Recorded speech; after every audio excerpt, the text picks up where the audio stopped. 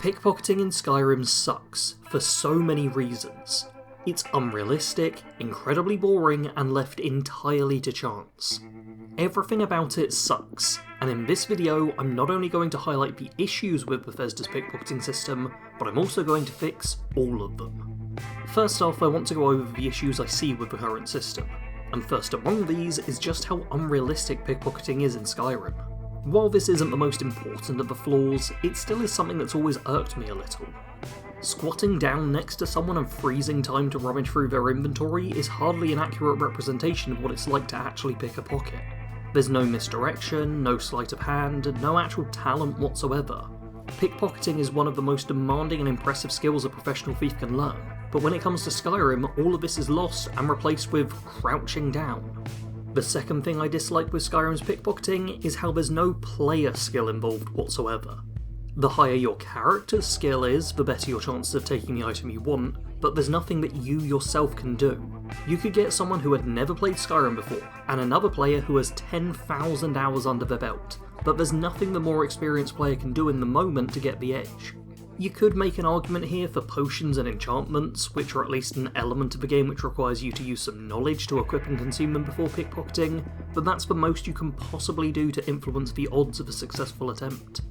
Which leads me to the third major issue, the percentage cap. The fact that taking an item is nothing more than a random chance is bad enough, but then capping it at 90% means that, no matter how good a thief you are, there's always a 1 in 10 chance that you can still fail.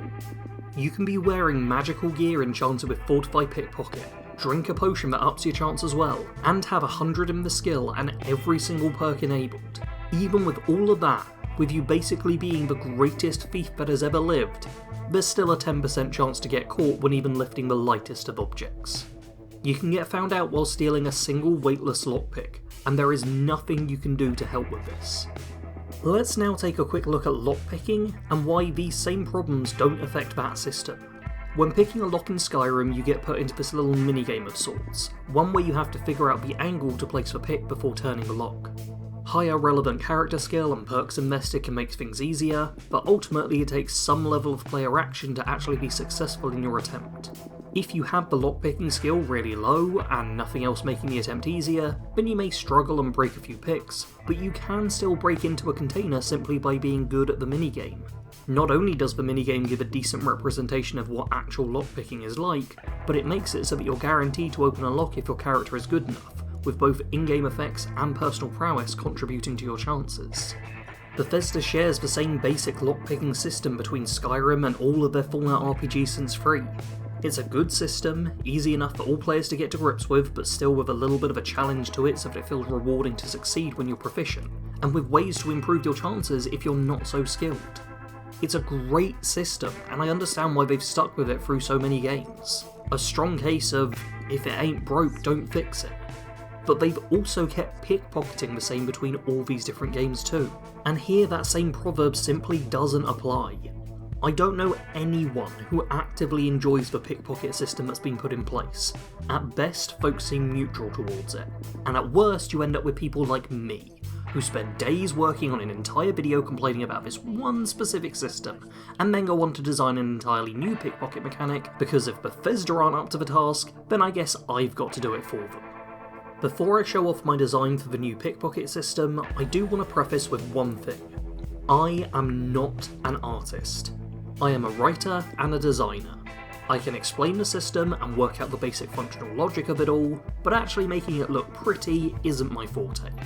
Treat what I'm about to show you as just a rough demonstration of how I'd want things to look, safe in the knowledge that if Bethesda were to actually implement it, then many talented artists would pretty it up, and make everything look much better and feel less clunky. That all said, here it is. This is a basic example of a screen that you would see when picking a pocket in an Elder Scrolls game. I'll give a rundown of all the elements, what they mean, and how this game would work. The items that you can see, such as the gold coins, iron dagger and spell tome, are what the person is carrying on them. They're all placed on this square-based grid, and in order to get these items you need to bring them out the top of the grid itself. I'll animate a quick example of how that would work right now.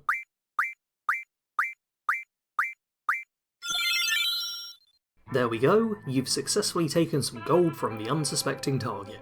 That is the most basic example of how the system would work. You navigate the items through the grid and out the top, essentially representing your hand going into their pocket and lifting the item out of it. Picking pockets is a tricky thing to do though, and in order to help represent this challenge, there are a few additional factors I have thrown in. First is the progress bar you can see down at the bottom. This would typically tick away as the game plays out, representing the limited time you have to work with when stealing from a target. This means you can't realistically grab everything and have to make some choices as to what you both want and can easily get a hold of. By default, I'd have this timer tick away as soon as you enter this screen, but I'd also have a couple of perks which can be unlocked to make this timed element easier. One would make it so the timer doesn't actually begin until you move an item. This would give you an opportunity to plan out your moves and make decisions about what you want to steal, without yet worrying about the time pressure. There could also be a perk which makes the timer deplete at half speed, giving you more leeway to steal items in, and maybe the very final perk in the tree stops the timer from moving altogether, showcasing that your character is such a masterful thief that they're able to rapidly take several items off an unsuspecting mark. The timer serves as one way for the player to get caught, as if you're in their pockets still when it reaches 0, then the target has found you rummaging around. But it's not the only potential way to fail the game. You will also be found out if you bump the items into any of the grid walls or these black detection blocks. Seems easy enough to avoid these when you're just watching the game play out, but when there's suddenly a time limit on things, then it can be easy to make a mistake and accidentally move a gold coin up when you meant to go left. Much like the timer though, this would be another element where specific perks could make things easier. I'd want one perk that lets you select and remove a few different blocks, not only giving you a better chance of not hitting an obstacle, but also a way to free otherwise unreachable items. For example, this spell tome can't be stolen in the current setup, but by spending a few charges at block removal, you now have cleared a free path to move the item and steal the valuable tome. I'd also want perks that open up more of a top line. In the Skyrim example grid I've been showcasing, we can see that there are 2 squares at the top which are blocked off. But if we now switch to my Fallout example I've made, you can see that the top row is entirely free to move items through. By default, I want it to be the case that only the middle 4 squares are available to retrieve items from, but after perk investment you can extract the items from the middle 6 squares, and then finally all 8, like is shown in the Fallout rendition.